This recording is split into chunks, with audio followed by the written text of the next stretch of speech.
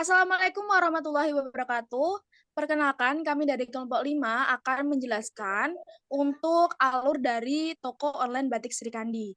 Nah, langsung saja, perkenalkan, nama saya Dwi Nurlaili Zakia dengan NIM 3621504011177 akan menerangkan deskripsi proyek serta latar belakang memilih proyek tersebut.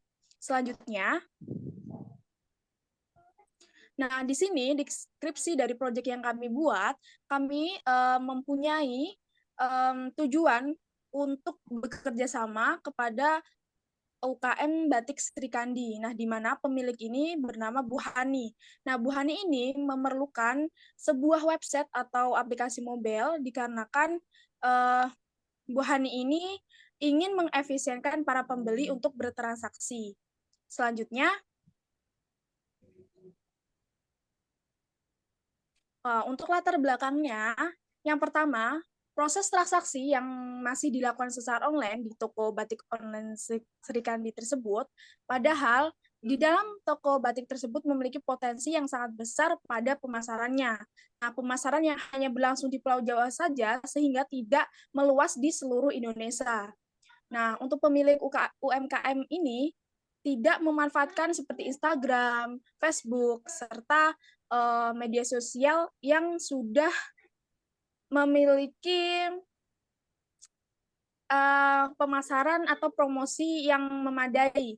Nah, maka dari itu, kami akan membuat sebuah website serta aplikasi mobile bertujuan untuk memudahkan para pembeli untuk bertransaksi serta membeli secara online seperti itu. Selanjutnya, penjelasannya akan dijelaskan oleh teman saya. Terima kasih.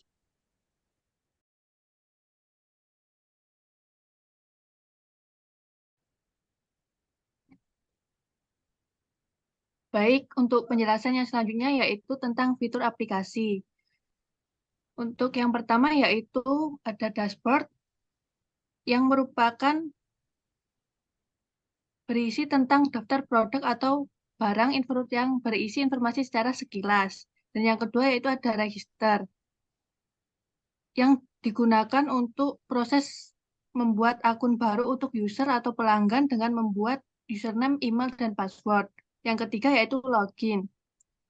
Login merupakan proses untuk dapat mengakses aplikasi toko online Batik Sri Kandi oleh user, admin, maupun user biasa atau pelanggan. Yang keempat yaitu detail produk.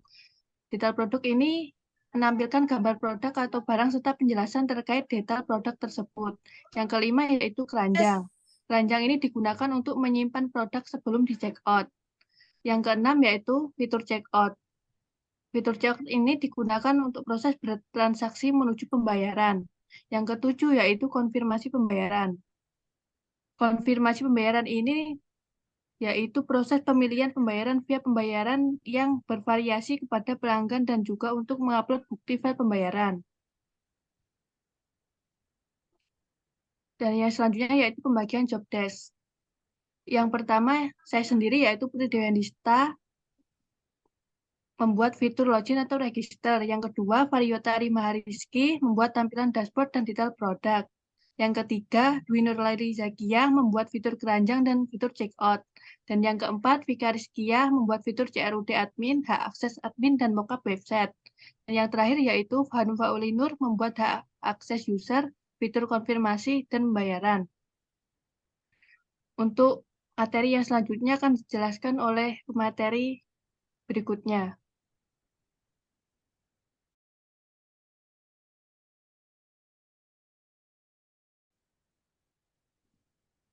Baik, di sini bisa kita lihat saat pembagian job desk dari Putri Dewi Nista itu membuat fitur login dan register.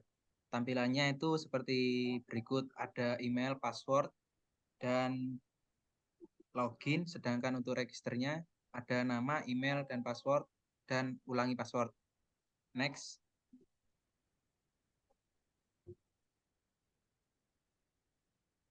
Lalu yang kedua ada saya sendiri, yaitu membuat fitur dashboard dan detail produk. Yang di kiri itu adalah dashboard dari tampilannya, ada berisikan katalog, produk, pakaian wanita, aneka kain batik, dan profil.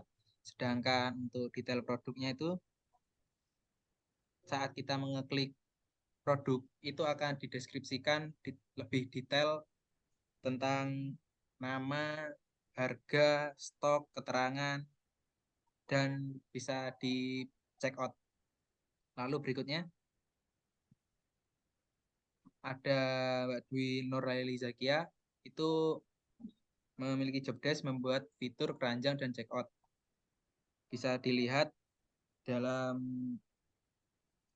check out itu terdapat ada nomor, gambar, nama barang, jumlah, harga, dan total harga. Lalu ada fitur tindakan itu menghapus atau tidak jadi. Lalu bisa langsung di check out. Lalu next. Lalu berikutnya ada Mbak Vika Rizkia itu membuat fitur CRUD admin dan mockup. Yang di sebelah kiri ada CRUD admin. Dari admin sendiri itu bisa mengakses, mengedit, atau menghapus dari hasil check outan user. Lalu membuat mockup itu menggunakan Figma untuk membuat tampilan mockup dari web berikutnya. Lalu ada Mbak Hanung Faulinur itu membuat fitur konfirmasi pembayaran dan hak akses user. Nah, di dalam konfirmasi pembayaran itu tampilannya seperti yang ada di kiri. Itu adalah untuk mengunggah bukti transaksi dari user yang akan dikirimkan ke admin atau ke penjual. Lalu untuk autentikasi pengguna itu menggunakan di dalam shortcut-nya ada out user itu seperti type dan akan dikembalikan ke user. Mungkin itu saja penjelasan dari saya.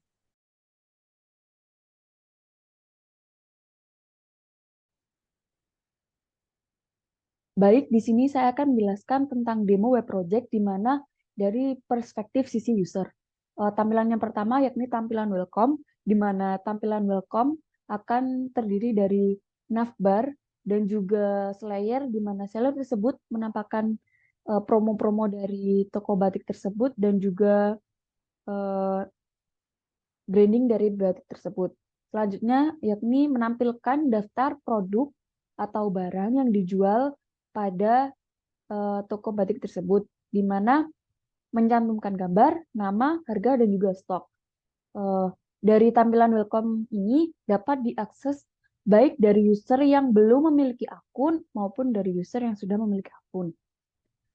Selanjutnya yakni masuk karena saya sudah memiliki akun pada aplikasi web ini.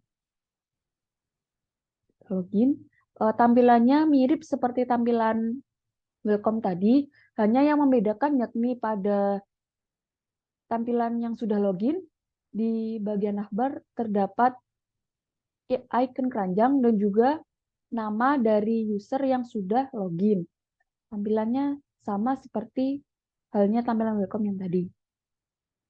Selanjutnya yakni menampilkan detail produk, di mana jika kita klik gambar pada menu, akan keluar dari detail produk, di mana akan menampilkan gambar, nama, harga, stok, keterangan. Dan juga kita bisa memilih berapa stok yang akan kita beli. Di sini saya mencontohkan untuk membeli 5.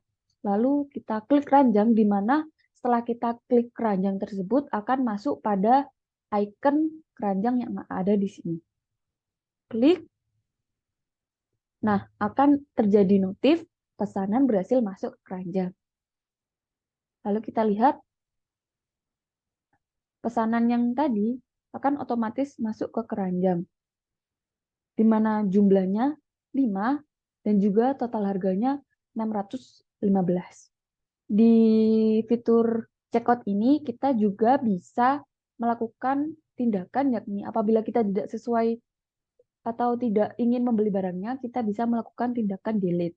Seperti ini.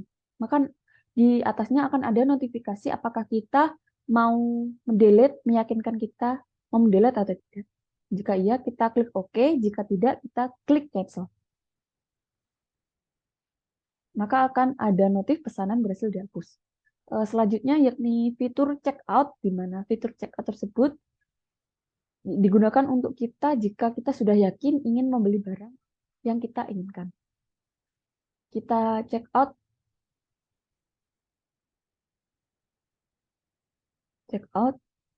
lalu akan ada notif meyakinkan kita apakah kita mau mencekot barang kita atau tidak. Jika kita yakin, kita klik OK.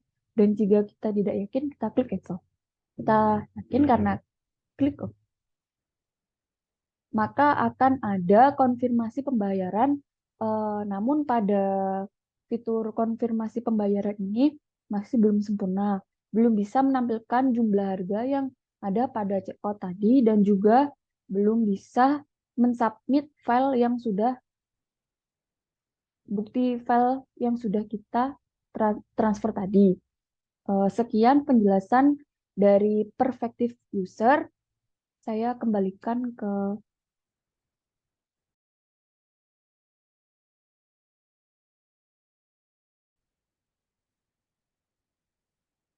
Baik, teman-teman. Jadi kali ini saya akan mendemonstrasikan kira-kira apa saja sih yang bisa dilakukan oleh admin.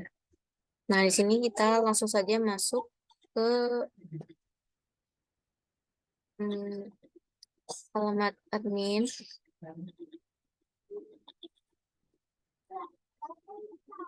Nah, di sini admin bisa melakukan seperti melihat data user, kemudian melihat dan menambahkan produk apa saja yang mau dia jual.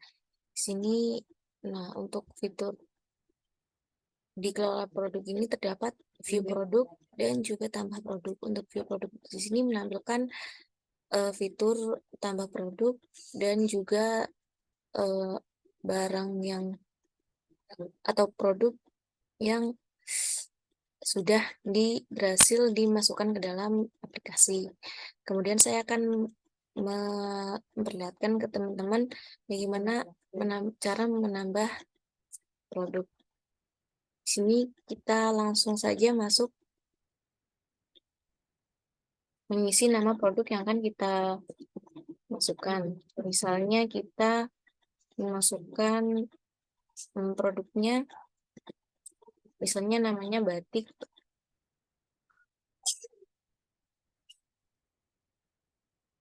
Gajah kuling gitu ya. Gajah kuling. Nah, di sini kita bisa menambahkan foto produknya. Kemudian kita tambahkan harga yang mau kita masukkan, misalkan 150.000. Nah, untuk stoknya kita juga masukkan, misalkan kita isi 10 pieces. Untuk detail keterangan silakan ya, karena ini tipe datanya teks, bisa diisi apapun. Misalnya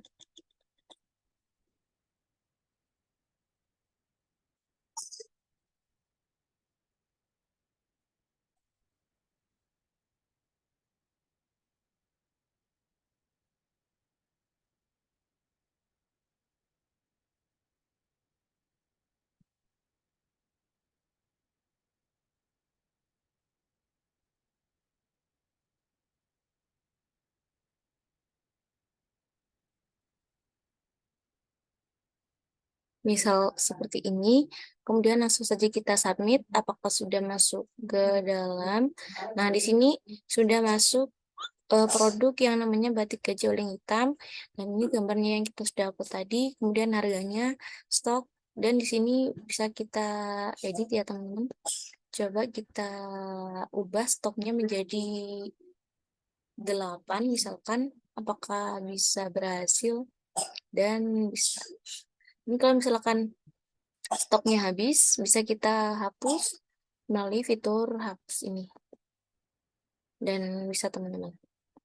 Nah, untuk selain bisa menambahkan dan menampilkan produk, kita sebagai admin, kita bisa menampilkan kira-kira apa saja sih yang sudah dipesan oleh pembeli.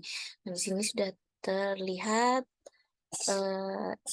ID usernya berapa, kemudian tanggal transaksinya tanggal berapa, kemudian kode produk yang sudah dibeli itu berapa, dan di sini ada harga batiknya. Nah, mungkin cukup itu saja untuk hak akses admin. Saya kembalikan ke moderator. Terima kasih. Demikianlah penjelasan tentang peran tugas, yakni jobdesk tentang aplikasi Batik Sri Kandi, dan semoga bisa bermanfaat untuk teman-teman semuanya. Terima kasih. Wassalamualaikum warahmatullahi wabarakatuh.